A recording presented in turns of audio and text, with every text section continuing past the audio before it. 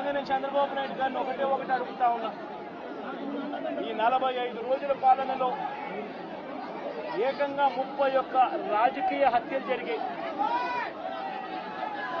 31 కూడా కాదు. ఇక్కడికి రాకముందు మా వాళ్ళు నాకు చెప్పిన సంఖ్య 36. 45 రోజుల్లో దాదాపుగా 36 రాజకీయ హత్యలు, 300కు పైగా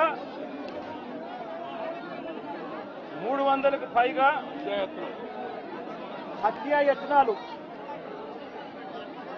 300కు పైగా హత్యాయత్నాలు.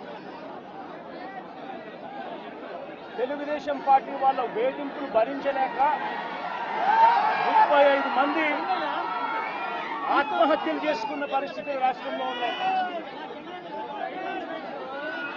560 చోట్ల ప్రైవేట్ ఆస్తులను ధ్వంసం చేశారు. ఇంట్లో చొరబడుతున్నారు, ఆస్తులను ధ్వంసం చేస్తా ఉన్నారు, షాపులను కాల్చేస్తా ఉన్నారు. వైఎస్ఆర్సీపీ సానుభూతి పరుల చీనీ చెట్లను నరికేస్తా ఉన్నారు. ఇటువంటి ప్రైవేట్ ఆస్తులు 560 చోట్ల ప్రైవేట్ ఆస్తులను ధ్వంసం చేశారు.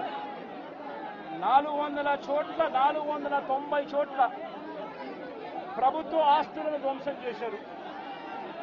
490 చోట్ల ప్రభుత్వ ఆస్తులను ధ్వంసం చేశారు. ఇవి కాక 1000కి పైగా దౌర్జన్యాలు, దాడులు. 1000కి పైగా దౌర్జన్యాలు, దాడులు. ఈ 45 రోజుల్లో తెలుగుదేశం పార్టీ అధికారంలోకి వచ్చిన తర్వాత ఈ రాష్ట్రంలో ఇది లా అండ్ ఆర్డర్ పరిస్థితి.